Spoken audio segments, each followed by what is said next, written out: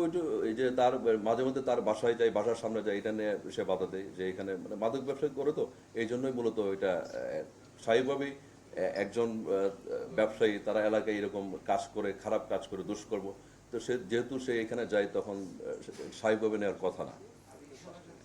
রিক্সাওয়ালাও কিন্তু তাদেরই সহযোগী, এবং এই ঘটনাস্থলের পরে কিন্তু এই রিক্সা দিয়েই তারা নিয়ে আসছে, এবং যে একটা কিন্তু মানে কি বলবো, একটা নতুন একটা ঘটনা তারা তৈরি করার একটা চেষ্টা করে যে আসলে উপর থেকে ইট করে আঘাতপ্রাপ্ত হয়, এবং তারা ঘটনা যখন সংঘটিত হয় তখন কিন্তু এই রিক্সাওয়ালা একই সাথে ছিল, এবং তারা এলাকায় আমরা খোঁজখবর দেখেছি তারা একই গ্রুপের সদস্য সহযোগী।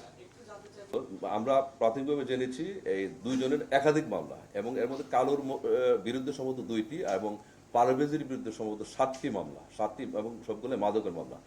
এর বাইরে অন্য কোনো বিষয়ের সাথে তাদের সম্পৃক্ততা আছে কিনা আমরা যদি মানে আমাদের পুলিশ হেফাজতে নিয়ে এসে জিজ্ঞাসাবাদ করতে পারি, সেক্ষেত্রে মানে আমরা হয়তো আরো নতুন কোনো তথ্য পাবো। গাড়ি থামানোর চেষ্টা করে আমিন, আমিনটাই পলাতক। ইট মেরেছিল পারভেজ, গ্রেপ্তার আছে। ময়মনসিংহের দুবারো থেকে মানে সীমান্তবর্তী এলাকা থেকে আমরা গ্রেপ্তার করেছি।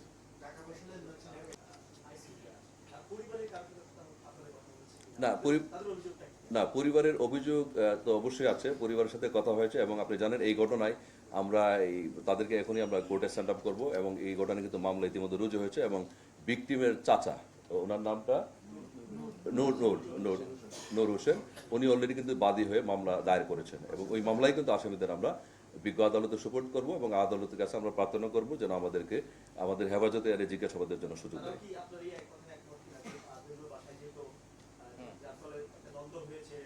আমরা আমরা এটাই জেনেছি, এবং আমাদের কাছে এটা বিশ্বাসযোগ্য মনে হয়েছে, এবং যাচাই বাছাই আমরা করেছি, আর আরও যাচাই বাছাই করার সুযোগ আছে। কালু আছে, কালুর সাথে পারভেজ আছে। এই ঘটনা যেটা দেখেছেন এখানে কিন্তু যিনি ইট দিয়ে আঘাত করেছেন তিনি হলো পারভেজ, এবং এই যে পারভেজ কালু তারা কিন্তু রাফিদের বাসায় ভাড়া থাকতো, আমি বলেছি ভাড়া যখন থাকতো তখন থেকে পরিচয়, এবং ওই যেটা বললাম যে তারা তো আসলে মাদক ব্যবসায়ী যেহেতু এই এখন কিন্তু তাদের বাসায় নেয়, বাসা থেকে চলে গেছে, তারপরও মাঝে মধ্যে তাদের বাসায় যায়, রাফিদের বাসায় যায়। এটা নিয়ে রাফিটা আবার পছন্দ করে না, এই জন্যই আসলে তাদের মধ্যে একটা দ্বন্দ্ব, যখন মানে কয়েকবার যখন বাসায় গেল সেটাকে স্বাভাবিকভাবে নেয় নাই, এই জন্যই নিষেধও করছে। তো এই জন্যই তখন বলছে এক পর্যায়ে কথা কাটাকাটির পর্যায়ে যে ঠিক আছে তুই বাধা দিচ্ছিস, তা তোরে দেখে নেব, মূলত এটাই হলো দ্বন্দ্বটা।